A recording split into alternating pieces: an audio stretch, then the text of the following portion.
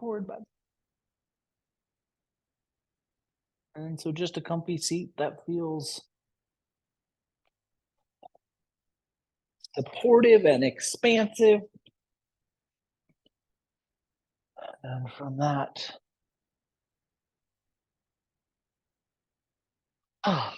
we settle right in.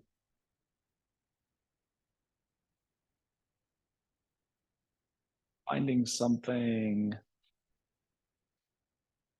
for the breath that feels nourishing, something that feels supportive.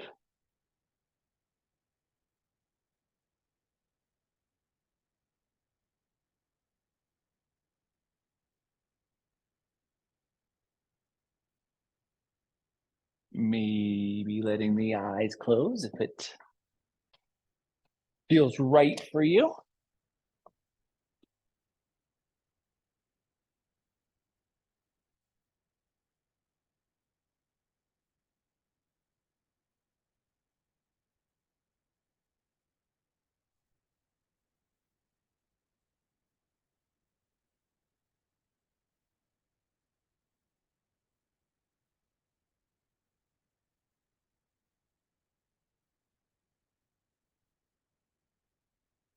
And really just thinking about connecting to that ability to ground with each little bit of our exhale.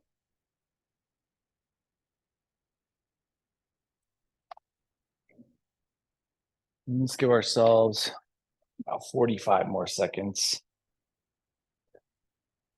centering here.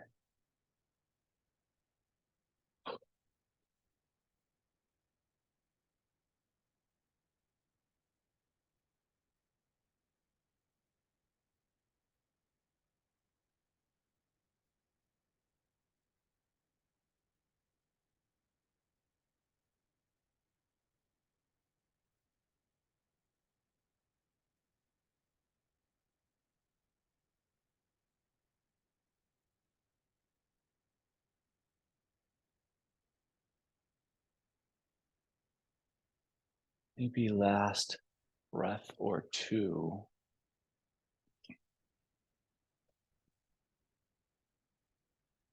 Eventually, we're going to allow the eyes to open. And let's take our palms down if they're not. And then plant with that left hand and roll towards the left shoulder with the gaze. And then maybe even pressuring with that left hand, we get a little more additional shoulder rotation, neck rotation. And we'll release back to neutral, and then same thing, right hand plants. We take that turn, and then maybe with a little bit of additional pressure, we get some extra rotation for the spine. And then eventually we'll come back to neutral. Then let's transition to hands and knees tabletop. So finding our tabletop, we're gonna have a little bit of a traditional start here. Let's exhale out, round the middle of the back, tuck the chin, tuck the tailbone. Get that big sensation of flexion in the spine. Think about arching into the peak of this shape. And then when you can no longer create space, drop the belly. Take that inhale, lift the chin, lift the tailbone. Really think about the belly expanding down towards the floor, creating that extension of the spine. And then same thing, when there's no more room to create, reverse, exhale out. Chin tucks, tailbone tucks, middle of the spine arches until you've maximized the space. And then we inhale, drop the belly, lift the tailbone, lift the chin. Think about broadening into the shoulders here too. And then just move at your pace, right? Exhales that bring you into that flexion, that arch of the spine. Inhales that drop the belly into extension. As you're moving, as you're responding to your breath and your body is kind of guiding with the breath, think about how you can find those little extra pieces of room, of space, and really allow for some exploration within these two relatively standard shapes, right? So we can be traditional in our sequence and still start to find some untraditional or extraordinary bits of room. Let's give ourselves about 20 more seconds here just to explore.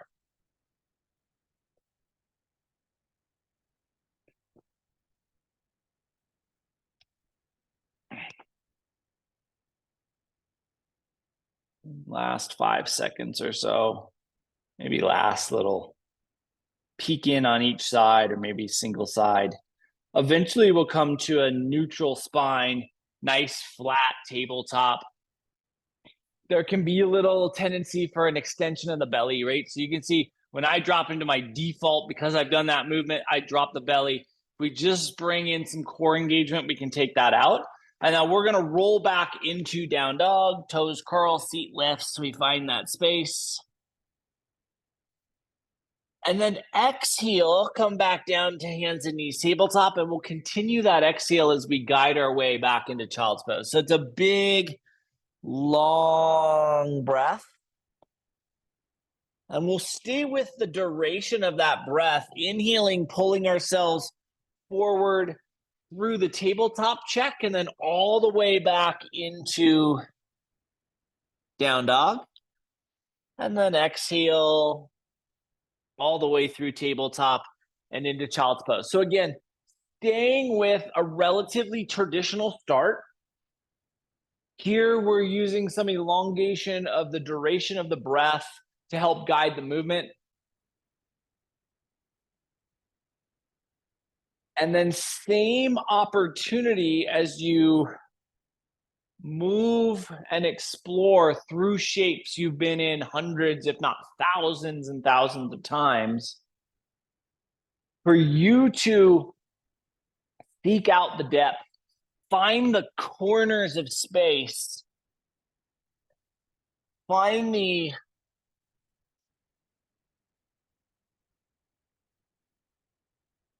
edge is like kind of a fair word, right? We find the maximum amount of expansion, and then we just tweak it to find a little bit more. And we'll give ourselves 40 more seconds here, about 40 more seconds to work through. So you have plenty of time to get in on both sides of this movement and really find those expansive corners.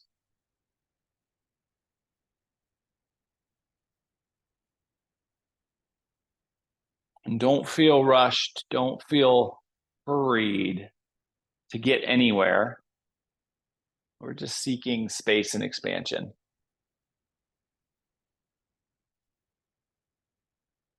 Last 10 seconds or so here.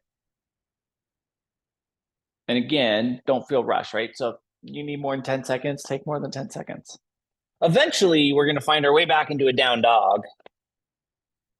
And we maximize that space. We elongate from the handprint through the tailbone, and then let's walk our way forward into fold. Inhaling into half lift, that big neutral flat back. Exhaling all the way back into your fold space, melting in so that the head can elongate away from the tailbone so that the posterior chain can fall or really release into its maximum expansion. And then we'll drift our awareness to our sacrum, and we're just going to roll ourselves up vertebrae by vertebrae. So a nice, easy movement up into mountain. And as we get our way into mountain, because we've done so much movement in the middle of the body, there's a pretty good tendency for a default to kind of a hip extension. So really think about hugging back, activating the glutes, and getting this anterior neutrality. And then bring the hands together at heart center. And we're just going to Breathe here. Maybe even let the eyes close here, but feel structurally sound so that the shoulders and the hips are stacked. The femoral head or the proximal and distal femoral head are nice and stacked upon each other. My camera wants to fight us tonight. And eventually, we're going to slide our hands from heart center to our hips. And we'll keep this stack, this proximal and distal head of the femur is really the stack here. And we want it to be right above those lower leg bones. So tibia and fibia stack with the femur, and we're headed forward into this half fold, hands staying at the hips. When you get to your torso parallel with the floor space, slide the hands to the thighs and bend the knees like 10, 15%. And then press the hands into the thighs and think about pushing not the shoulders, but the upper back, the thoracic spine away from the hips. And then relax into your fold and take that upper back space now into this shape. Eventually, we'll plant the hands, walk ourselves back into down dog. And as we get back into that down dog space, we push down into that hand space and we elevate up into that hip space. We'll eventually come down to hands and knees. Tabletop, flip the tops of the feet. And we're going to slide back into child's pose. Resting here, landing here for a static hold. We've been in and out of this shape a few times. We've created some posterior expansion. Can you allow for the torso to just relax in? To this shape so that you get a proximity increase of torso to thighs, right? Even if the torso and thighs are not close to touching each other, can the proximity just be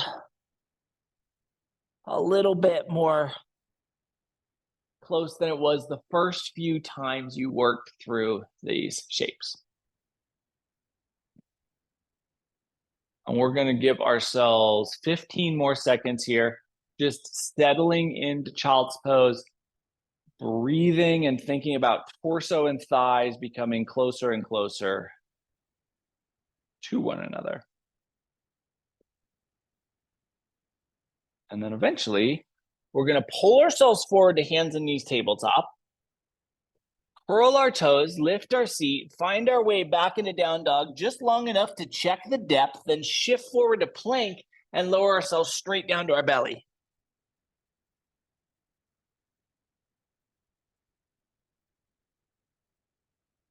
And from this belly space, let's take our elbows out towards cactus, right? Reverse cactus. So the palms are on the mat, the elbows are on the floor or mat, and the forehead is anchored as well. And then we're going to lift the palms of the hands up so that the entire underarm of the forearm lifts away from the mat. The elbows stay on the mat here, and splay the fingers out. This is a ton of subscapular musculature activation. Squeeze the shoulder blades in towards the spinal column and make sure you have that quad flex so the kneecaps are lifted.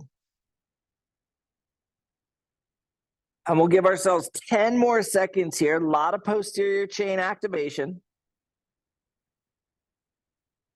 When you're right, when you're ready, you can relax. Slide your hands underneath your forehead for a little crocodile pose. Crocodile pose with the emphasis on relaxing that shoulder musculature.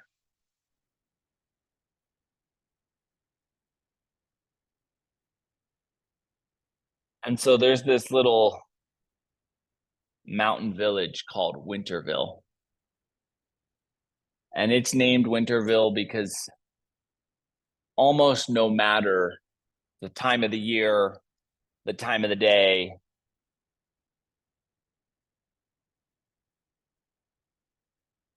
The season, it is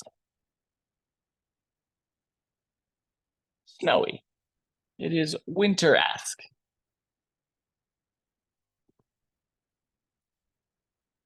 And Winterville has been a place that has existed for thousands and thousands of years, very similar to how it is today. Relatively small population, as you'd expect in a mountain village that pretty much is always covered in snow. There's a couple thousand people there. And there is also a lot of things changing. When you're ready, let's slide our hands back underneath our shoulders. We'll press ourselves up to hands and knees tabletop. And from hands and knees tabletop, we'll curl the toes, lift the seat, find our way back into down dog. Get the depth of your down dog first, all the way back into the hips. We'll eventually walk ourselves forward to the front of the mat. Inhale into half lift. Exhale back into fold. Get that mid upper back release as you drop into this fold space. Drift your awareness to your sacrum, and let's roll ourselves up vertebrae by vertebrae. Eventually, we come to this top space, and we'll bring our hands together at heart center once again. The left foot's going to slide back into lunge. So we have a modified crescent here, nice anterior, posterior neutrality. We'll eventually sweep the arms up, fully express this crescent pose. And then left heel grounds, and we just roll right open to 2. And as we blossom into that warrior 2 space, vertical line from the sacrum all the way to the base of the skull, really, right? And then eventually we're going to spin that left heel up, and we're going to find our way back into our crescent, drop the hands to heart center, and use that momentum to return to the front of the mat. Fluid, easy breath. Eventually the right foot slides back. We'll fully express the shape. We'll ground the right heel, and we'll roll open to 2. Thinking about this midline space, this broadness, this width. Once you feel comfortable within your warrior 2, we're going to spin that right heel up, recapturing crescent before dropping the hands and using that momentum. Return to the front of the mat and sweep both arms up and overhead. And we'll exhale through forward fold. Inhale into half lift. Exhale back into fold. Slide your, let's do left foot once again. Left foot straight back. Ground your left heel. Hug back through the anterior of the right hip. So really feel that right hip crease hug towards the tailbone. Sweep yourself up into warrior 1. Good activation on that front leg. Still maintaining this anterior posterior neutrality. And then the left heel is going to spin up. We'll drop the hands down to the mat and slide the right hamstring back for some pyramid action. So really trying to create that nice triangle between the leg alignment. Another bonus of this shape, though, is you can push back into that left heel and really energize that left calf. And then we'll bend the right knee and slide the left foot forward, inhaling into half lift. And exhaling back into fold. Right foot slides back into our lunge space. Right heel grounds, left hip crease hugs back. We sweep straight up to warrior 1. We create this torso alignment, thinking about stacking the torso on top of the hips. Eventually, the right hip's going to spin up. Hands are going to float down, and we'll slide back into the left hamstring. Again, creating that shape of a triangle between the legs. And then pushing into that right heel allows for that right calf engagement. And it also is a great encouragement to balance the weight, right? It's super easy to put all the weight in that left leg. But if we drive back into that heel, both legs get to participate. Left knee bends, we step to the front of the mat, inhale into half lift. Exhale back into fold. Really settle. Now you have some hip space to get into. So as you fold, it's not just the posterior chain that's open. We have that anterior hip space that we can settle into. We're going to walk our way back into plank. And from plank, we'll sweetly, gently, delicately lower ourselves to our belly. And from the belly space, we're going to take our left hand and place it where we would have it for crocodile.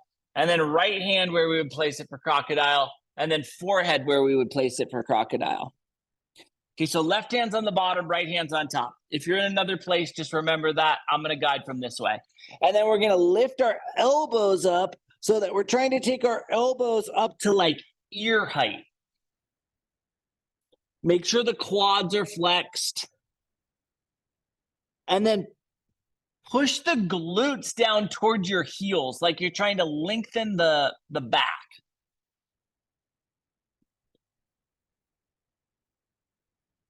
And relax.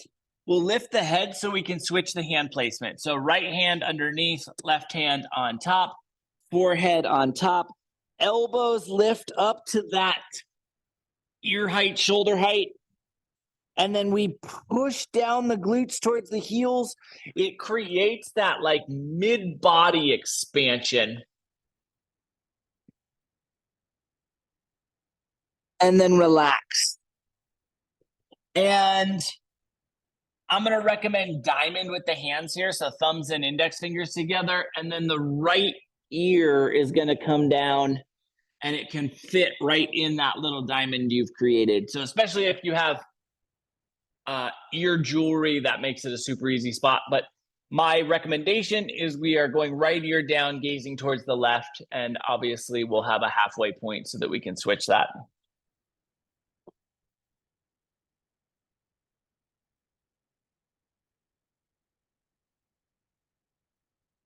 So this new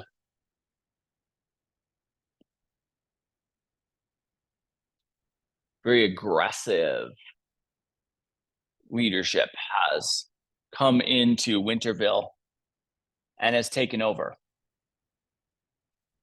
And because of this, a few members, 20, 30 members of the community have decided they're going to protest. They're going to move outside the city limits, outside the guard gates, and they're going to set up a little camp.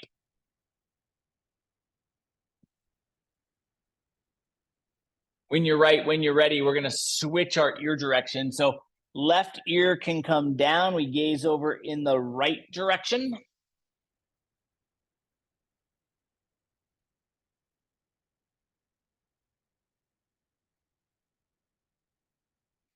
And so this is a very small group. They're relatively tight-knit. They still get their supplies from Winterville. It's more of a emotional protest than anything else. But in response to this protest, the leadership of Winterville starts to change the rules even further. They start to create new rules preventing the trading with members outside the community. They start encouraging more and more guards at the gates, and for those guards to be more abrasive with members who, or with people who aren't members of the Winterville community. When you're right, when you're balanced, when you're ready, we're bringing our head back to neutral, sliding our hands underneath our shoulders, pressing ourselves up to hands and knees tabletop. From hands and knees tabletop, let's curl our toes, lift our seat, find our way back into down dog. And we'll walk forward to the front of the mat. Inhale to half lift. Exhale to fold. And we'll sweep ourselves up to mountain. Hands come together at heart center. Let's interlace the fingers just for the grip here. So Really feel the engagement at the hands. And then once you have that hand engagement, we're going to slide our left foot straight back into lunge. So really, we're just trying to create some level of kind of centering here at the hand placement, middle of the sternum. And we're going to use that as we push the arms straight up. Think about maintaining that center point. And then the hands are going to drop back to the center point, and we're going to bring the left foot forward to half Karate Kid. So it is a single movement. We come into this space, we establish this balance, and then the left ankle is going to come across the right thigh. So we're tree-esque here. And this is our pause point. We're just good. Now we're going to take a reverse of that movement. So arms are going to extend up, left foot's going to push straight back. And as you land here, there's a super tendency for the torso to be forward. So use the arms as the guide to get that anterior-posterior neutrality. And then hands will come to heart center, and we'll just return to mountain. And now we have a little bit of asymmetry in the legs. So think about either super core engagement or super hip relaxation, depending on what's easiest for you to get the body back to just ease. And then we'll interlace the fingers if you're not. Reinterlace, re-engage. Right foot slides straight back. We create that little space, that awareness in the center of the body. We're looking for that awareness as we drive the hands up. Create that space and that center body awareness. The right foot comes to half Karate Kid as we bring the hands back to heart center. And then the right ankle comes across the left thigh. And it's just a pause and a check here, making sure we have this alignment, this balance. And then hands reach back up as the right foot slides straight back, using the arms as the guide to get back into this shape. Really thinking about the arms taking us into the verticalness. And then hands come to heart center as we return to the front of the mat. Sweep the arms up and overhead. Exhale through, forward fold. Settle in and pay attention to how the lumbar is different. So we did a bunch of like stuff with our arms. We did a bunch of stuff keeping our torso super vertical, but now the low back is super open. Get into that as you settle into this fold. Hips and lumbar are really working in unison here to kind of free up some space for us, and let's take advantage of that. And then when you're ready, let's walk back into down dog. So we get all the way back into that down dog space. We press and energize that from the handprints to the tailbone so that we feel the expansiveness and we feel the strength in the handprints. Then our right leg is going to extend straight back and behind us. And we'll step the right foot forward into lunge. Sweep up to crescent.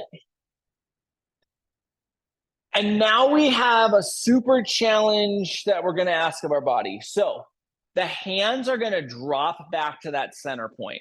We want to keep the right leg engaged. And as we do that, we're going to bring our left leg up into this little crossed chair. So we still have the knee bend on that right side, and the hands settle at heart center. And we sink into the depth of this space. And you feel that right hip flexor have to work. And then the left foot's going to slide straight back. We're going to re-express crescent. And now we're expressing crescent with a lot of lateral fatigue. Think about using that to our advantage to drop down into the hip space so that this front leg is like really deep into this shape. And then hands drop down to the mat. We'll step the right foot back into three-legged dog and then drop the right foot down into down dog. Shift the weight forward to plank, a check-in and plank, lift the seat back into down dog. Left foot extends straight back and behind us. Left foot steps forward to lunge. We land and then sweep to crescent. And then this is the biggest challenge, right? It's just keeping that front leg engaged. That leg has to be strong and foundational. And then it's just momentum of the hands as we slide into that little cross leg balance. Feet is still working back. We still have that strength. We're rooted here. And then we're going to unfold and slide back. And then here's where all the depth is. We have the fatigue, and we just use that fatigue to our advantage. We're still using that quad musculature, right? It's actually more important that we're using the quad musculature, but we're using the hip fatigue to get the depth. Hands come down, left foot slides back into three-legged dog, and then it recaptures down dog, and then we come down to hands and knees, flip the tops of the feet, and slide back into child's pose, and we have all of this hip space in child's pose. So we're using that to just melt in to maybe the biggest child's pose we've ever been in. Certainly the biggest child's pose we've been in tonight. And we breathe here. And we settle here and we land here with each exhale. If the depth of the child's pose is too much for the comfort of the hips, hand engagement, pulling forward can be advantageous. Core engagement, pushing backwards could also be advantageous, right? So depending on how your body is responding here, maybe we need to slightly shift the weight forward, or maybe we can slightly shift the weight back. Whatever feels most beneficial in this moment.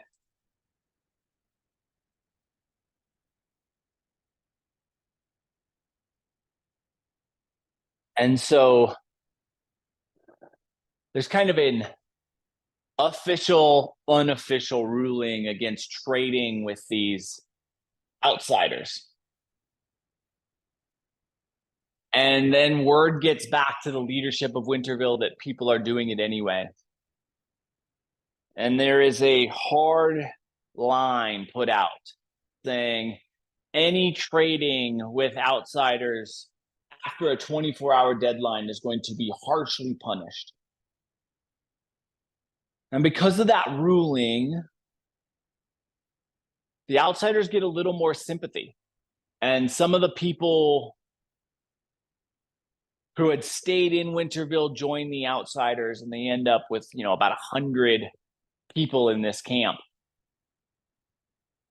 Not necessarily super advantageous because the supplies are limited and now their trading has been cut off. Last 10 seconds here.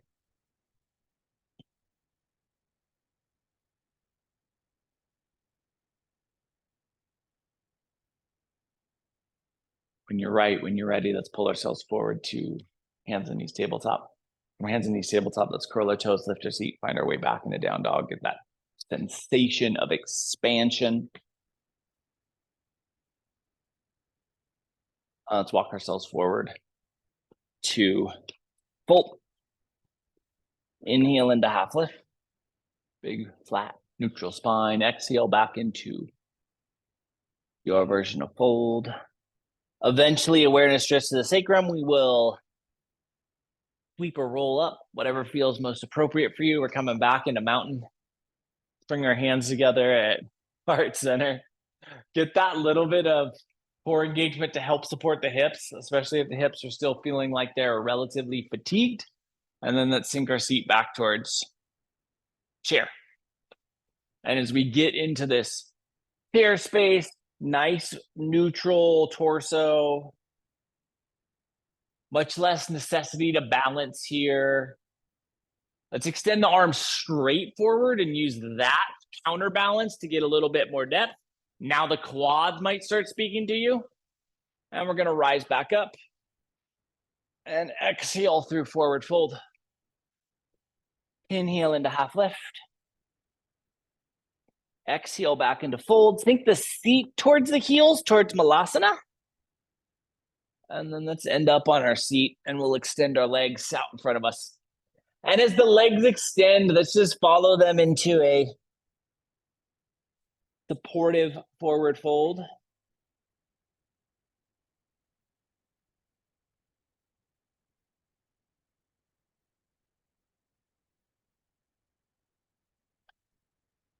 And we'll be easy and fluid with our breath.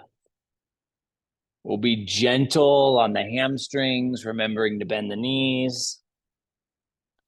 And we'll be spacious in the lumbar and up into that mid and potentially upper back.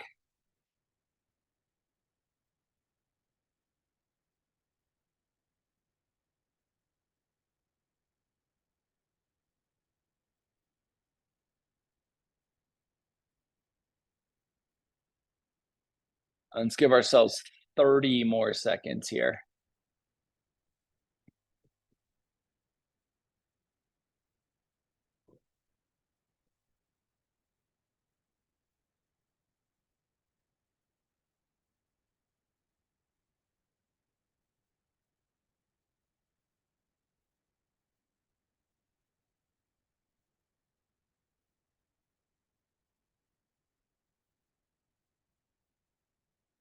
And when you're ready, we're walking the spine back to vertical, and then let's take the spine to horizontal. Kneecaps.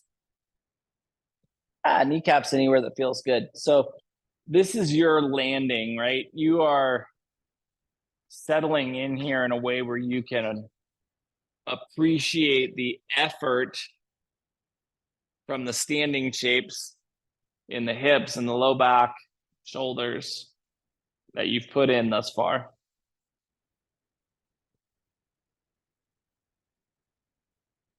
Really settle here and appreciate. And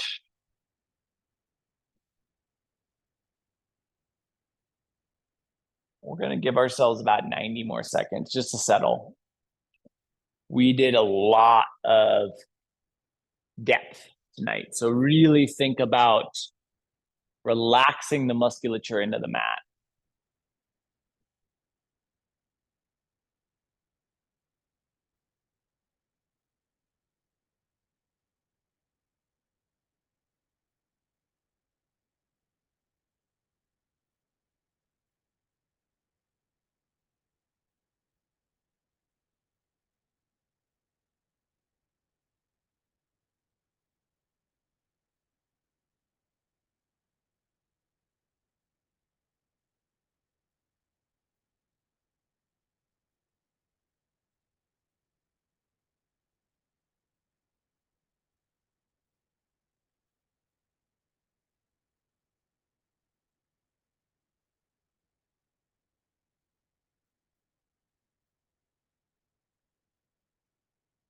Last 30 seconds here, just breathing at ease, settling, grounding, letting the musculature be supported.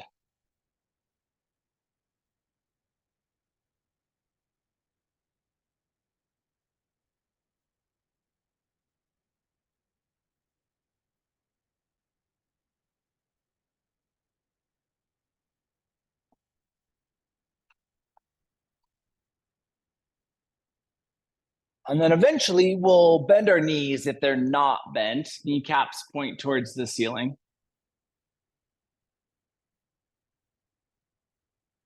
And let's start some dynamic movement. So exploration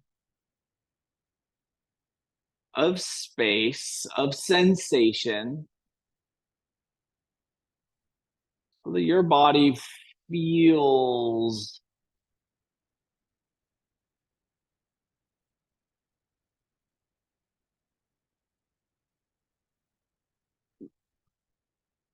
better with each movement that's there. We're really looking to feel more spacious with each sway or each pause or each opportunity to just settle and expand. And give yourself about 20 more seconds here, just dynamically moving, feeling the hips and the low back, especially from the work we've done.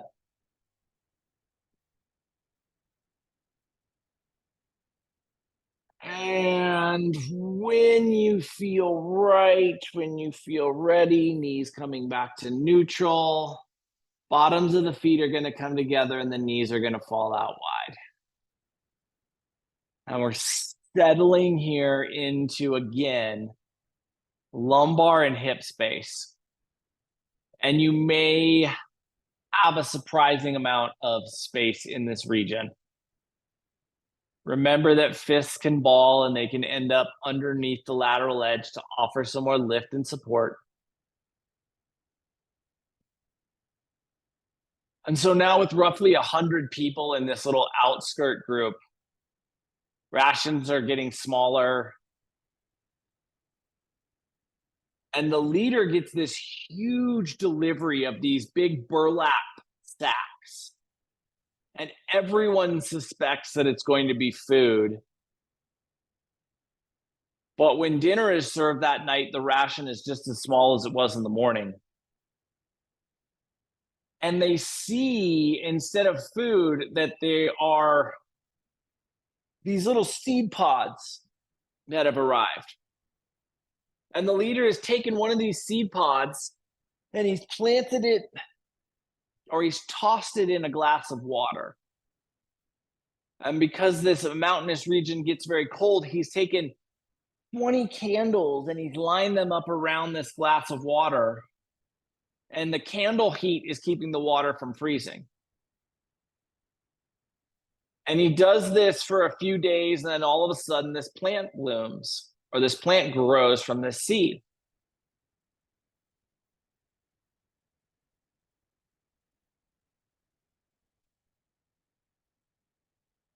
Last 15 seconds here.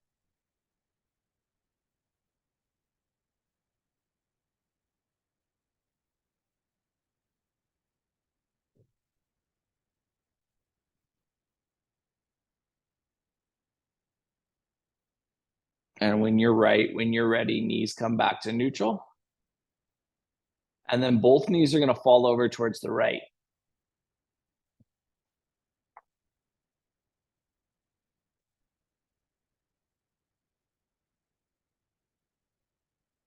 And the morning that this plant sprouts up from the seed, the leader of this little outpost group says, we need to get out into the forest and we need to find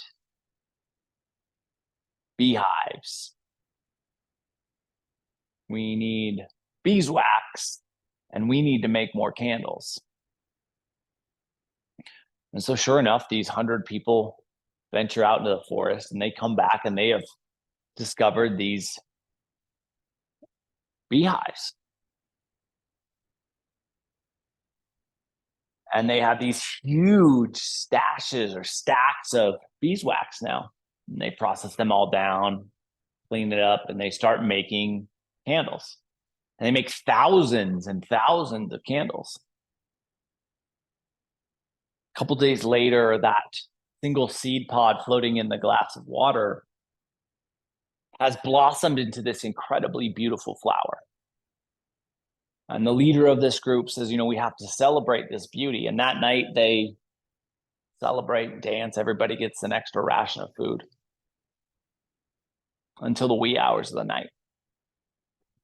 Last 30 seconds here on this first side. Eventually, the revelry succumbs to the evening and everyone goes to bed. And when they wake up the next morning,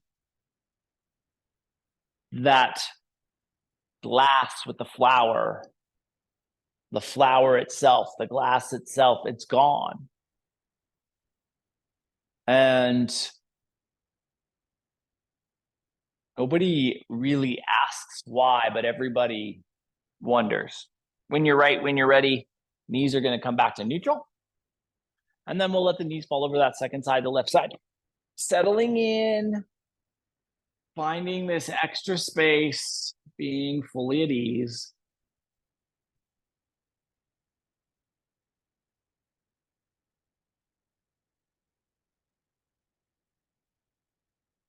And so the process starts over. And this time, the leader puts a couple of seeds in glasses, surrounds them with candles. And then a few days later, somebody from Winterville leaves Winterville and joins the outsiders. And a couple days after that, they have 3 of these beautiful flowers.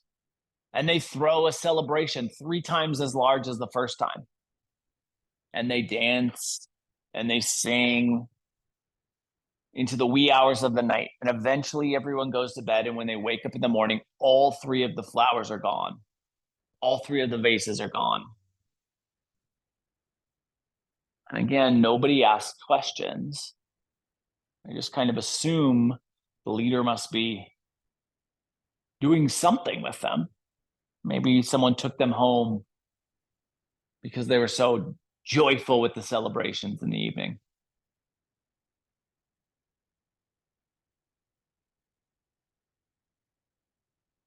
Last about 40 seconds here on this second side.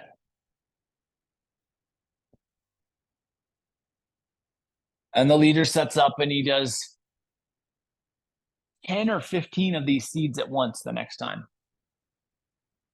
And a few days after that, 6 or 7 people from Winterville come and join their camp. And then they have 10 of these plants sprouting, and then they have 10 of these flowers. And of course, they're going to have a huge celebration to celebrate this beauty. When you're right, when you're ready, let's bring our knees back to neutral. We will pull both thighs in towards the rib cage, give ourselves that nice little opportunity for compression. And then plant the feet and lift the belt line into bridge.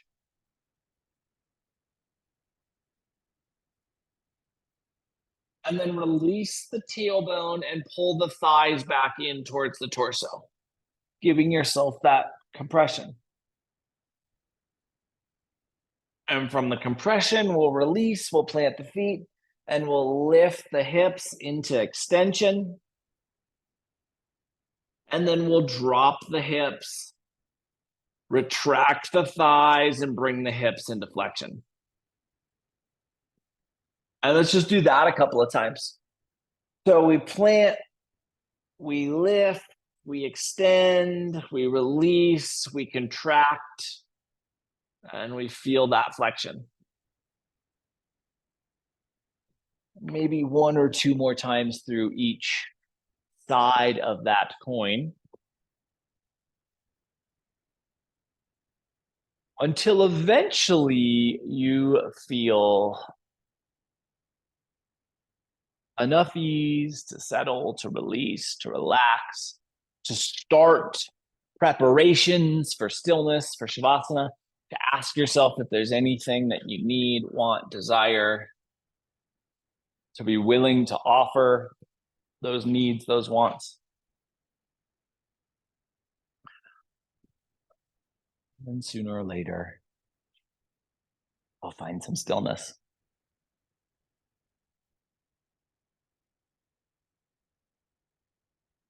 And so they have this huge celebration around these 10 flowers. They wake up the next morning, all 10 flowers are gone. A few days after that, 20 or 30 people from Winterville come join this outskirts. And each time someone comes, they hear what's going on in Winterville is getting more and more aggressive. The leadership there is wanting to cut off this outskirt community more and more.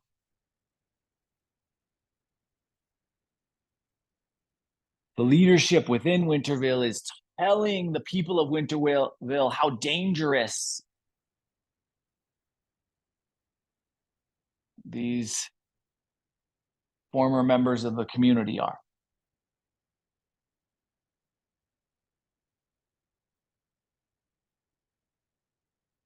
And because of the dangers on the outside of the community, the policing of the perimeter is getting more and more increased, intensified.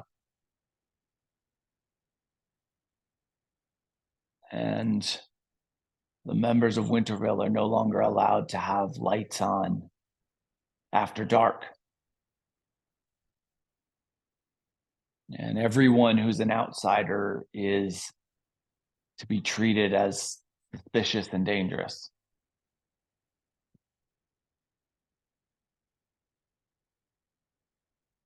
When you're right, when you're ready, drifting into more and more stillness. And the process of growing flowers becomes more and more intense. Soon these outsiders are growing hundreds of flowers at a time and celebrating, and they're disappearing in the night. And then more and more of the members of Winterville are joining this community.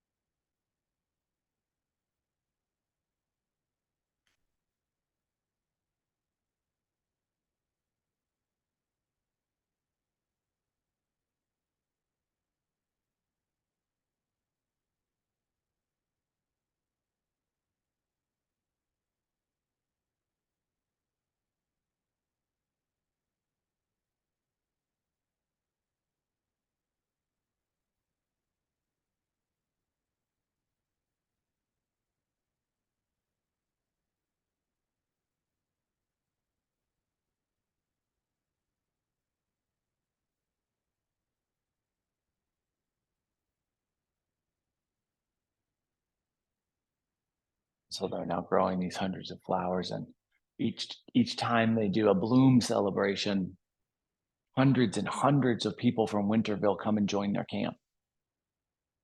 And eventually someone gets the courage to ask where the flowers go after the celebrations.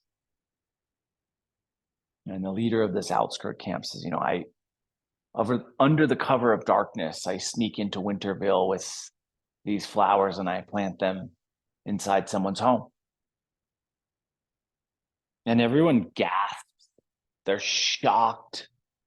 They're horrified. Why would he take such a risk when, if he's caught, his life will certainly be at least threatened? Start to bring some movement to your fingers and your toes, to your wrist and your ankles, elbows and knees, shoulders and hips, neck and head. Eventually, movement travels throughout the entirety of the body, and we'll utilize that movement to transition from the shapes we are in back into a seat. And as we find our way into the seat, spine gets tall, breath gets fluid, eyes close. He says, I acknowledge that there's a risk. He says, it's a very simple reason why I do it. He says, these flowers bring joy, bring happiness to the world. And happy people don't resonate with messages of hate and fear. With your next inhale, we'll bring our hands together, heart center. Over the course of the next 7 days, can you plant your flowers of happiness throughout your world and see how that impacts your experience? Thank you so much for being a part of this evening's practice and for being you. Namaste.